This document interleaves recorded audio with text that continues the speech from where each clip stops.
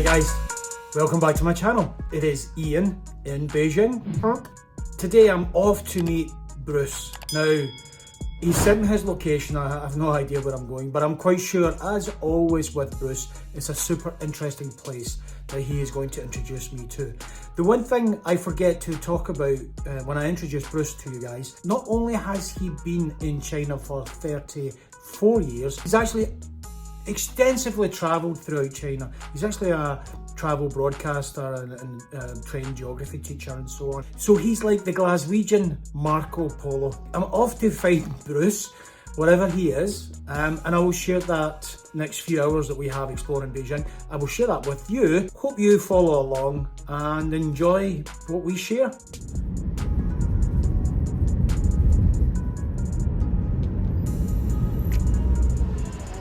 There's the man himself, the Glasgow Marco Polo, sitting in the sun. Can't see for the sunshine. Can't see in the sunshine. You know, if this was Glasgow, they'd always strip it off and get sunburn. I know, what is it, 10 degrees or something? It's going up to 12 degrees today. 12 degrees? This is midwinter, almost the end of the year. Oh. And last week it was freezing cold. Now we're...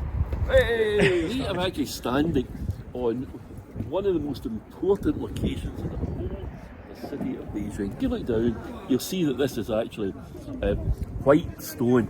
Now this has all been relaid, but actually this is a very important line. You can see it going right up to the Jianlu Tower in the distance, right to an arched gateway up there. This is the central access line of the historic city of Beijing. Going from where we were a few weeks ago at Zhongguo, comes all the way 7.8 kilometre, all the way right down to Yongdongmen, way down in the south, near the South Railway Station. And the city of Beijing was laid out on this line. And if you ever, on a central access line. And if you ever look at the first character for China is Zhong, right? China's name is actually Zhongguo, which means the Middle Kingdom.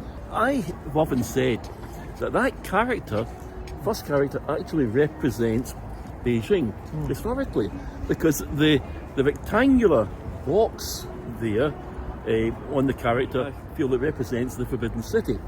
The line coming down that cuts right through there is represent to me the axis line, and the rectangular shape is divided equally in half. In other words, it's in harmony.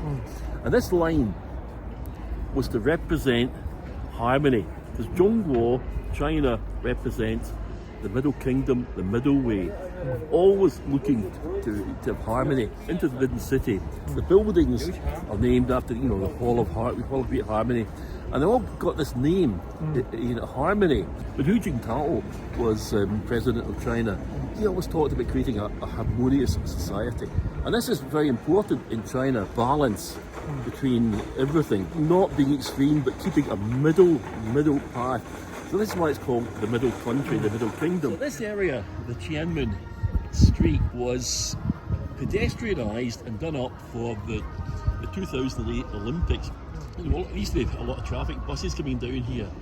So before the Olympics in 2008, they actually shut down the street, cleaned it all up, pulled down a lot of temporary buildings and created this pedestrianised avenue. This was actually the main thoroughfare of the historic city of Beijing.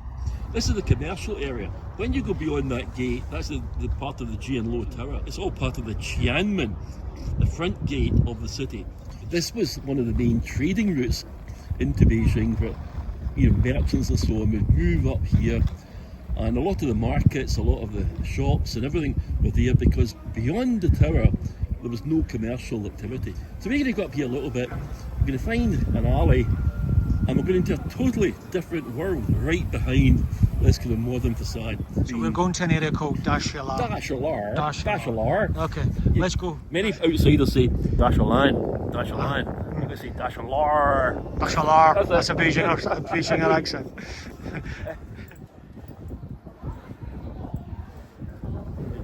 All these famous shops up here that we have, the shopping area for the officials from the Forbidden City, from the inner city of Beijing. if you talk to kind of, people, middle-aged people, Beijing people, they'll tell you that they were born and grew up here.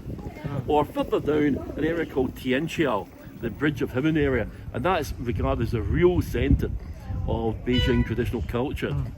It's just, but the street culture, the street dances, the Tai Chi, the Beijing opera, all these things developed down in this area, not up there, because up there was much more upper class.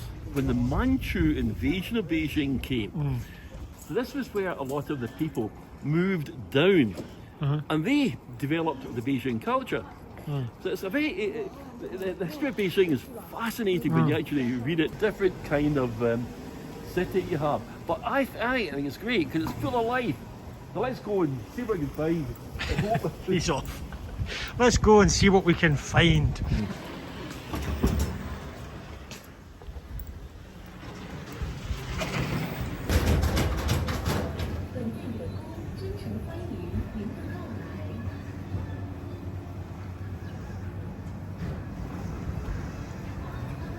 The Baijiu Museum. The Baijiu Museum. Baijiu Museum. So this is the Baijiu Museum.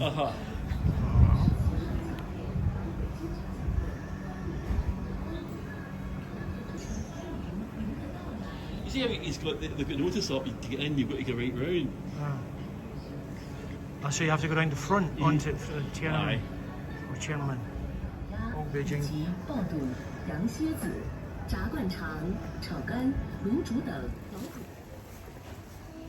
I feel really sorry for the people here.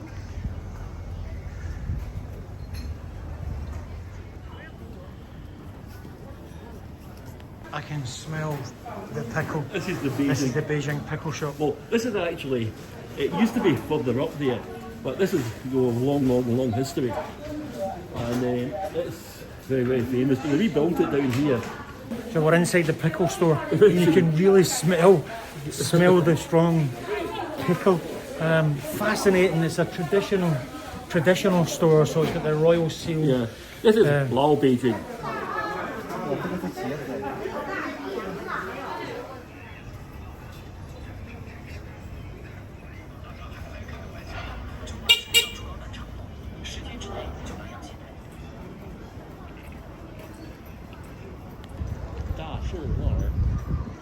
Because Tian's front gate.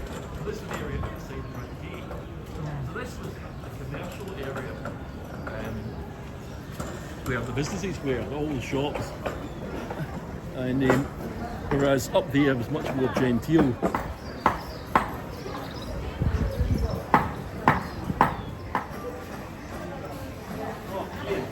What's this one?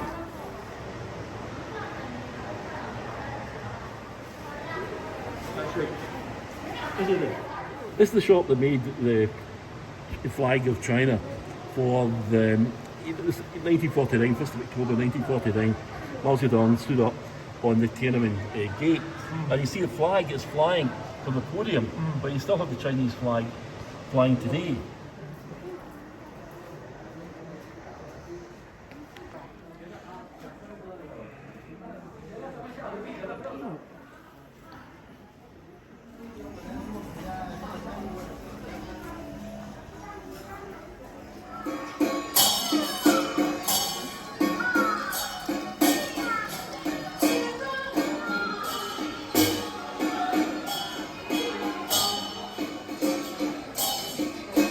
You okay?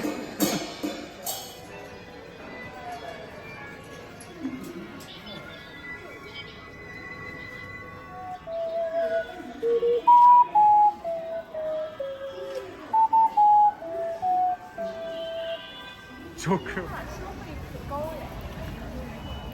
This whole place is a tea shop. And they know exactly the type of tea they want. You know, and I haven't a clue which one it is, but they say, oh, they keep... You can smell it though, that's an amazing smell.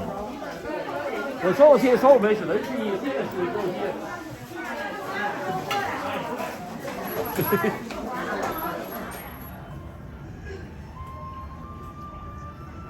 So this is a traditional Chinese medicine shop. Very, very famous. Famous Chinese medicine shop. Yeah. Amazing.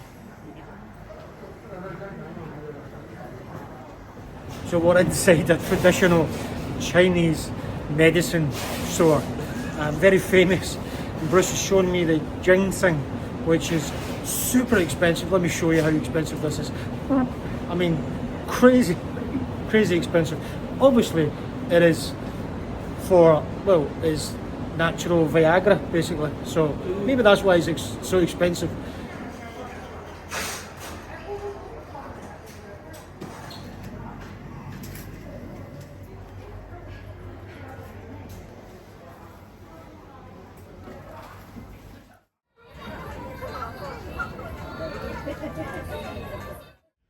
This is a very, very famous shoe shop in Dashalar, and this is where a lot of the leaders got their shoes made, such as Mao Zedong and Deng Xiaoping. Various other people had them, very traditional old Beijing shoes, and you can go in, and in the busier times you'll see actually demonstrations of how they made the traditional Beijing slipper. 150 years, maybe more.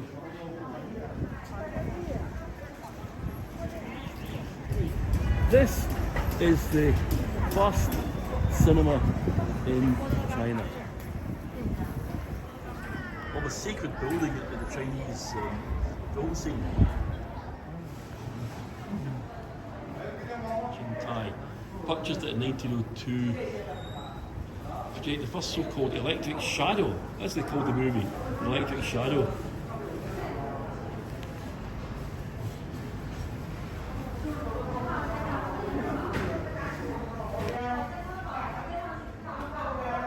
Every place has got something unique, something different. A few weeks ago I was in Suzhou in Jiangsu. My gosh, it was beautiful. The canal town.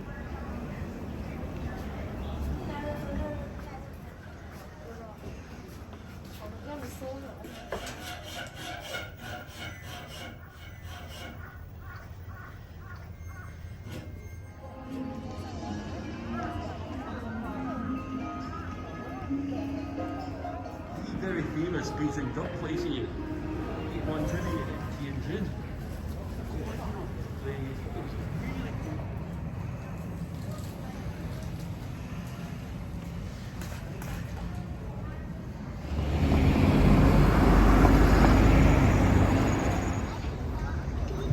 Oh, another good day we've had here, and here we are in Beijing with now we're back to the normality of the every day. The chaos of Stanleyton. We're going for a beer and maybe some food. Anyway, thank you. Peace out as always. Subscribe. Take care.